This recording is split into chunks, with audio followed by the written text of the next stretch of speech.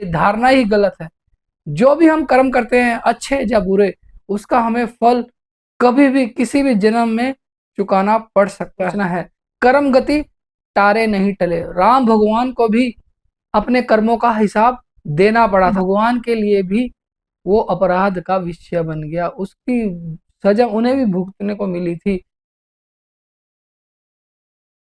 Welcome to number speak. I am Amit Roshan, जो numerologist, Vastu and life coach, आपका host और आपका दोस्त। हमेशा की तरह मैं आपके समक्ष उपस्थित हुआ हूँ न्यूमरोलॉजी और वास्तु से रिलेटेड टॉपिक लेकर। जब भी मैं आपके पास आता हूँ, मेरा जीवन का एक ही उद्देश्य होता है कि मैं आपके जीवन को ट्रांसफॉर्मेशन कर सकूं। न्यूमेरोलॉजी और वास्तु दोनों ही एक दूसरे के पूरक हैं।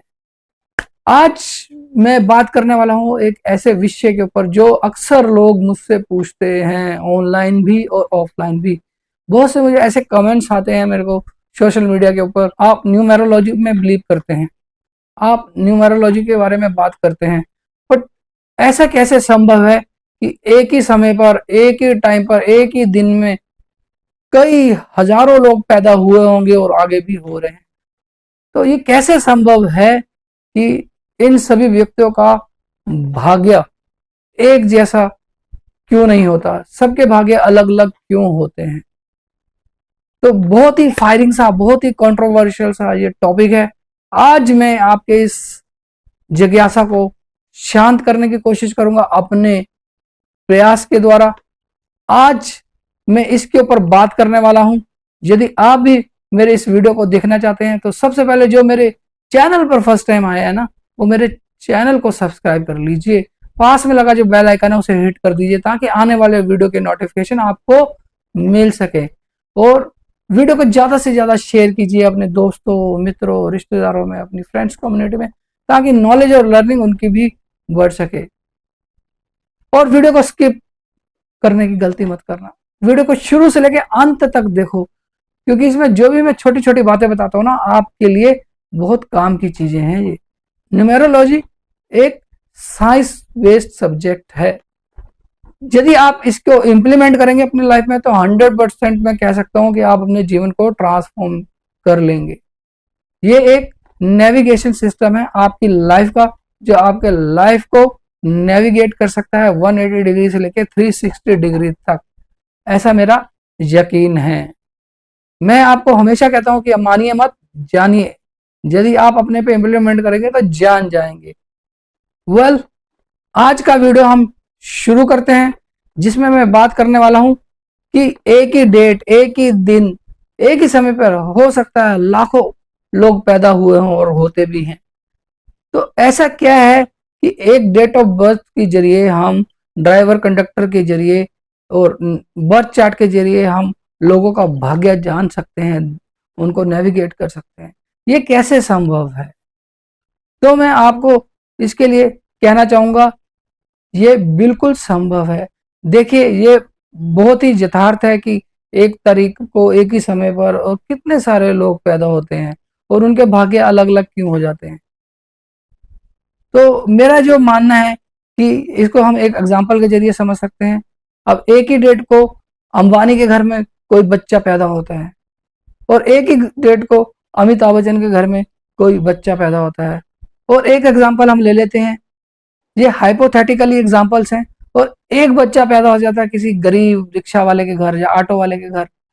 अब तीनों की डेट ऑफ बर्थ सेम है, अब तीनों का डेट ऑफ बर्थ सेम है, लेकिन तीनों के भाग्य क्यों अलग अलग हो गए? यहाँ पे किस चीज का रोल आ गया?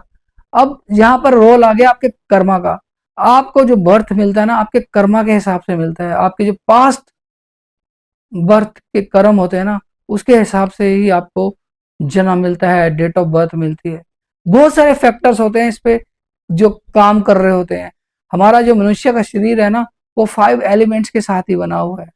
वो 5 एलिमेंट्स, जैसा कि मैं अपनी वीडियो में आपको बताता रहता हूँ कि वाटर, एयर, फायर, अर्थ, स्काई, यानी कि अग्नि, जल, वायु, धरती और आकाश, ये 5 एलिमेंट्स हैं।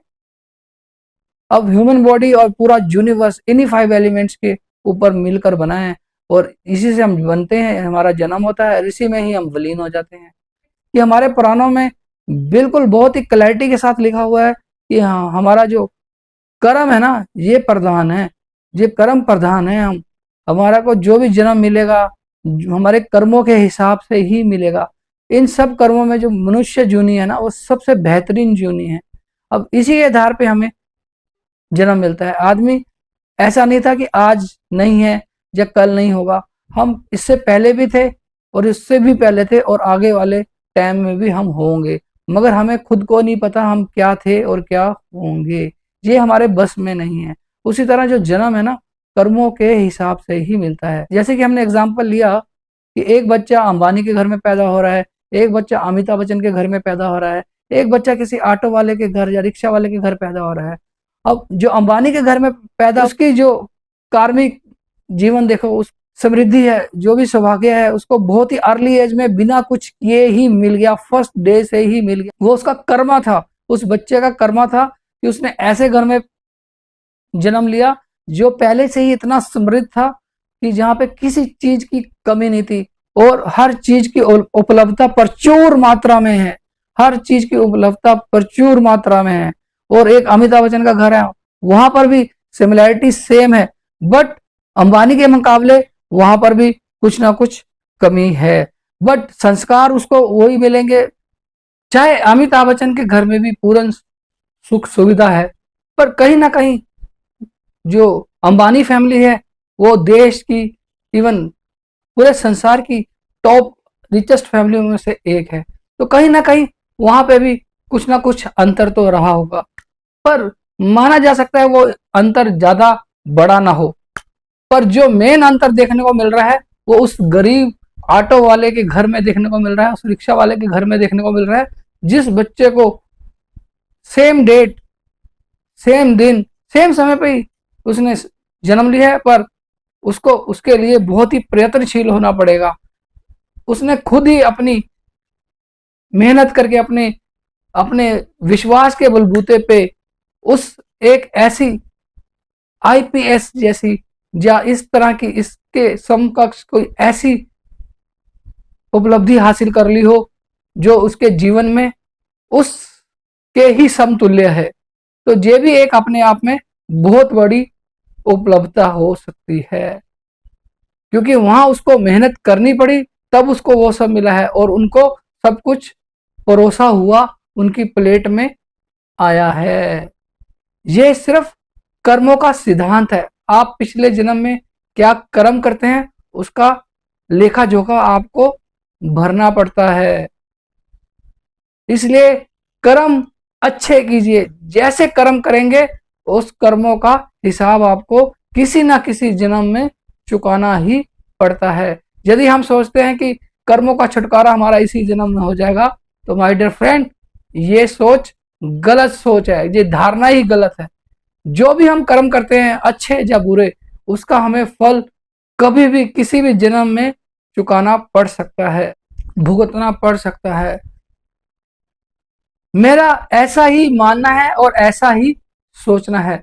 कर्म गति तारे नहीं टले। राम भगवान को भी अपने कर्मों का हिसाब देना पड़ा था, वो भगवान होने के बावजूद भी अपने कर्मों का हिसाब उन्होंने दिया।